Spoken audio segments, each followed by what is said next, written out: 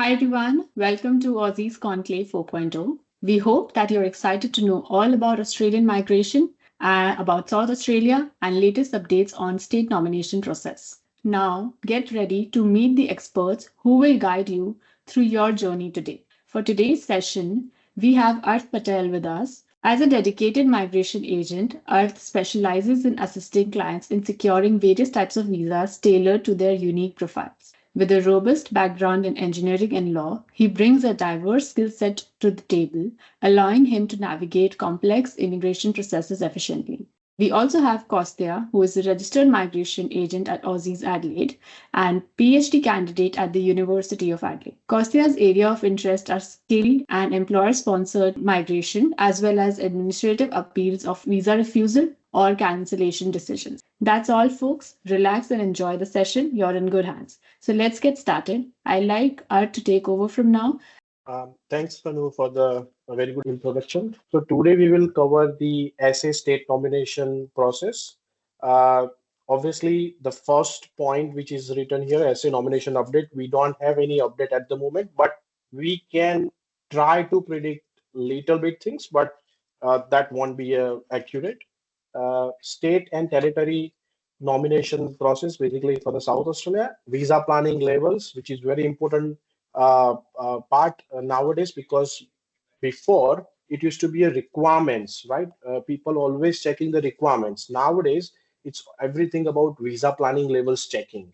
So people are checking the how many states, how many seats they have received, and based on that, the state will design their overall programs, and also will explain overall migration process, so you can understand the how the migration process works, and especially the focus area for the 190 subclass in South Australia. And at the end, we will have a question and answer session where you can ask if you have any questions. So this is a portal for the South Australian state nomination where you can go and check your requirements for the state nomination. Mainly, if you go to the skill migrants tab here, you will see all the requirements for 190 and 491. So it's just for you to understand, or if you want to read by yourself, then this is the platform where you can read. And for the international graduates, for people who have studied, these two tabs are not important for this 190 and 491 subclasses. Now, looking at the state and territory nominations, for the financial program 2023-2024, South Australia received 1,092 for 190 and 1,162 for the 491, which we know. But what we are expecting in the financial year 2024-2025, that completely based on this slide, because for this financial year, which you have seen, the state received these allocations. And if you go for this planning level by the federal government, where see, you will see the almost similar allocations for the regional 32,000. It's just 700 extras allocations, where 33,000 allocations they have overall appointed among all the states. Again, for this sub category, they have increased a little bit more seats, but overall the seats has reduced among all the subclasses and all. Right. So, but what we can expect, all the states will receive almost similar seats what they have received in the last financial year. Maybe some states they can get more, some states they can get lesser, but it will, you won't see the big difference here. Will be very small difference there. And particularly from South Australian Premier, he he told the federal government, or requested the federal government, to have more allocations for South Australia. So because South Australia need more migrants. I mean, it's just a request from the Premier. All right. So that's which is a good sign that South Australia can get more seats, and the more the seats, the lesser the requirements. I mean, the less stricter the requirements are. If you we check this slide, it's just demonstrates the overall migration process where you first you study.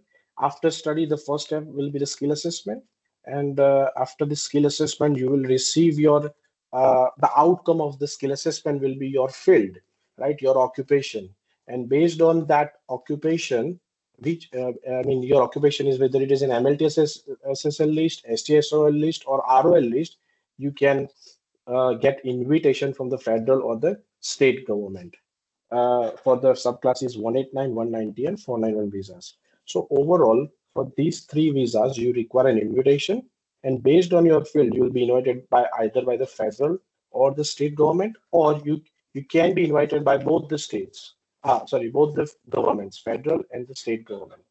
Now, the first difference among all these three visas is that federal government invites for 189 and state government invites for 190 and 491.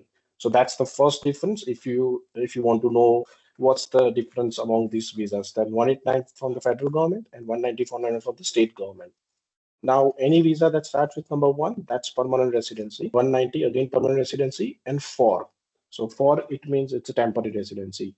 So any visa that starts with number 4, that's all a temporary residency. For example, if your current visa is 408, 485, 482, those all visas are temporary visas. It's just to give you a little bit information about the subclasses and all.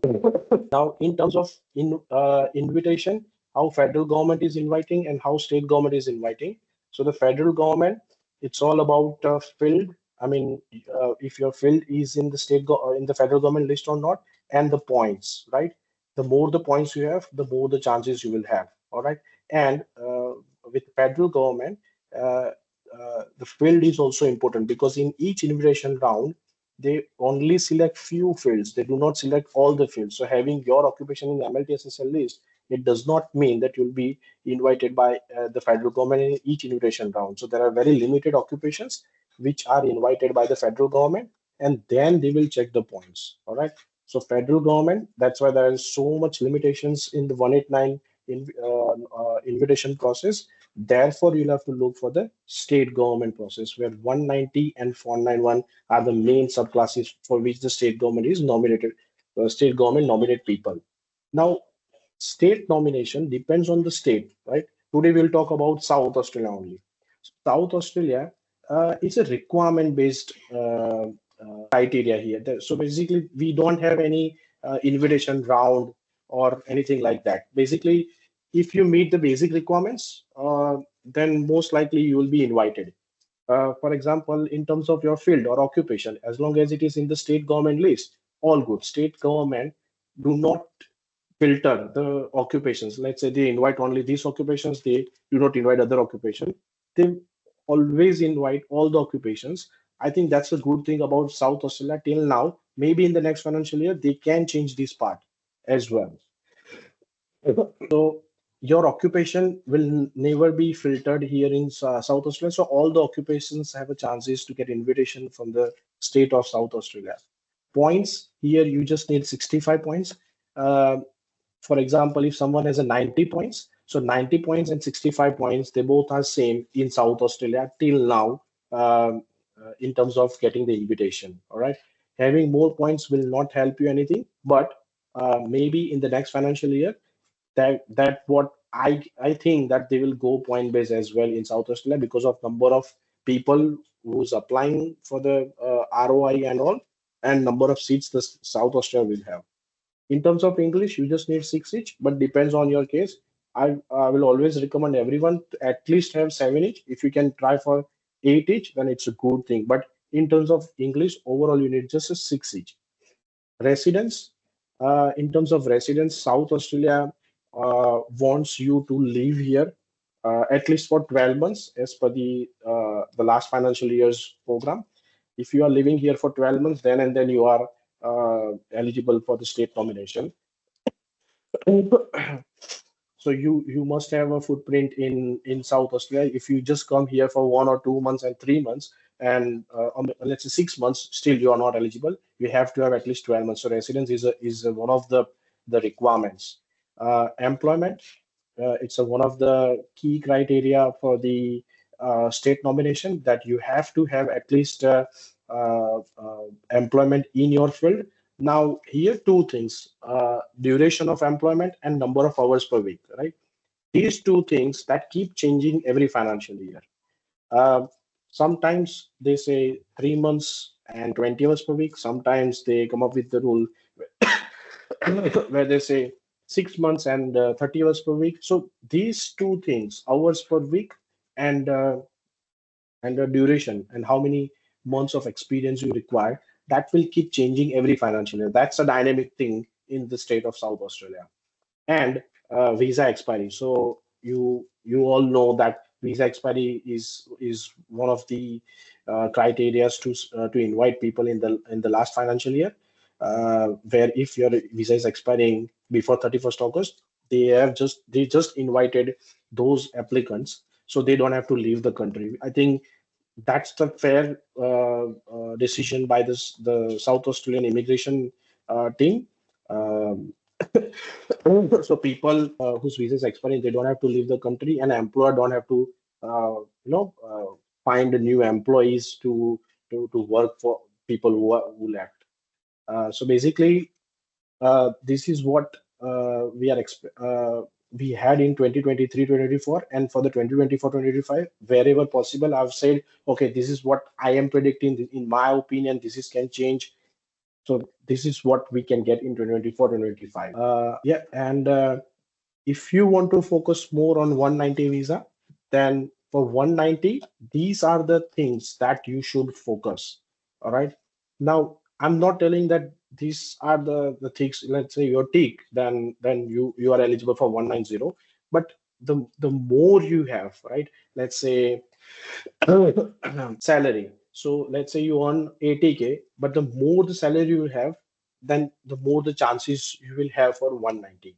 English, as I've said earlier, you need 6 each in English, but having English itself, not in terms of points, but having 8, having 7, that is a good for 190 nomination, because state is looking for how good your English is, not in terms of having 10 points or 20 points, but whether your English is superior or proficient. That's what they're looking for. The GPA, if your GPA is 6+, then it's a good chance. Hours per week, let's say if you're working 30 hours per week, try to work 38 hours per week, because there is no there is no shifts where you can get 30 hours per week, right? It's just a state government's requirements, and people are working around 30 to 31 hours, but try to work 38 hours per week in your field, right?